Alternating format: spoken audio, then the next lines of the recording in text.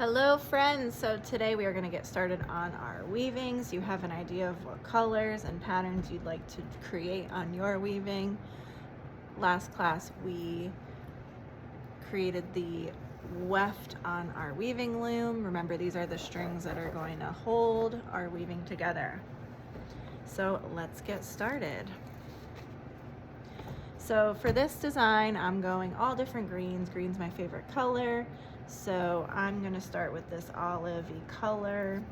Now you're going to take a decent amount of string, but nothing that you can't kind of control, because you have to pull the whole thing through.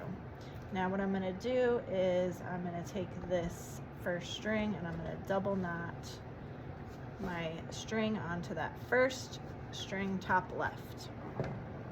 Now here's a little trick. I like to take a ruler and I like to slide it underneath all my strings to give some space. It acts like a spacer, right? It lifts them up a little bit so I can really weave over and under. Now the other end of my olive green string, I'm going to tie to this plastic needle. Now you don't have to do this. You can just use the end of the string in your hand, but if you'd like to use the needle, go for it. Just please don't lose it. So I'm going to double knot. There we go. Now I'm going to count this as over. So I'm going to go under, over, under, over, under, over, under.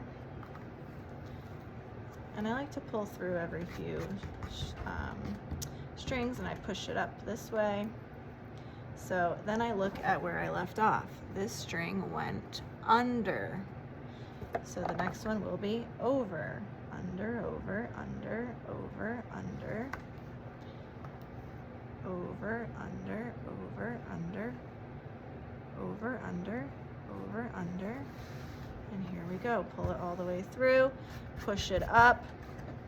Now, just like when you're writing in your academic classes and you have to proofread to make sure that you did it correctly, you spelled everything correctly, you used proper grammar, capitalization, we are going to proofread every line of weaving that we do. The reason is if we accidentally skip a step or skip an over, double and under, it's going to mess up the whole thing. So let's proofread this together. I want to make sure every other one is over, under, over, under. All right, I did this correctly. Now this string is going over. So I'm gonna curl around and go back. Over, under, over, under. Again, it can get tricky. You do have to pay attention. Now I'm pulling my string tight enough to where there's no sag, but I'm not pulling it, oopsie, I curled around there. I'm not pulling it super tight to where my string is pulled. You see how that string's starting to pull? I don't want that. So I'm gonna loosen it a little bit. I don't wanna pull it super, super, super tight, okay? I don't want these strings to go in like this. I want it to be pretty straight. Over, under, over, under, over, under. Pushing it up. Now let's proofread that line. Make sure everything is opposite. Great job. Now this one I came under. So now I'm gonna reverse and go over. One more time. Now I just used a little bit of this olive string. If I wanted to keep the olive color going, I'm gonna show you how I would do that. Because I'm getting a little bit, pushing it all up, see, every single time. Now I don't have too much left.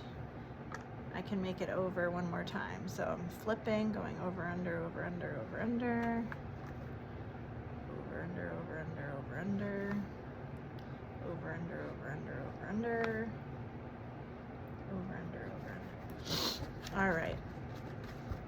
Pushing it up, proofreading. Is it all? See, now we're getting that sort of every other pattern. Now this isn't going to make it back over. See? So I either have to decide, am I going to cut this, throw away my scraps? Am I going to double knot more olive on? So what I would do is double knot the same color to extend it, right? To keep going.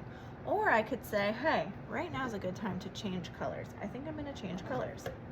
This yarn's a lot thinner. It's gonna give a different look. In this piece, you can see the light pink is a lot thicker of a yarn than, say, this mustard yellow. Do you see the difference? And this light blue seafoam green is sort of in between. So depending on how thin or thick your yarn is, it's gonna give a different look as you weave it through. And I really like that. I like the variety. Now I want to start with this light green, so I'm gonna tie it right up against this olive piece here. Now it's a little tricky. You do have to kind of be really precise with the way that you're tying it. I'm going to do a triple knot just to make sure it's on there super tight. Don't worry about the ends until we're all done. I'm leaving that like that.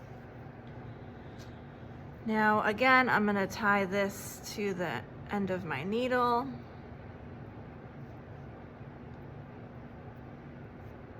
And I'm just gonna keep going.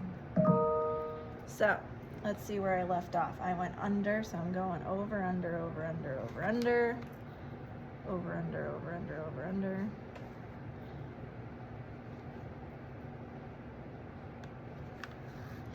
Okay. And I'm pushing it up. Remember, what do you have to do after each line?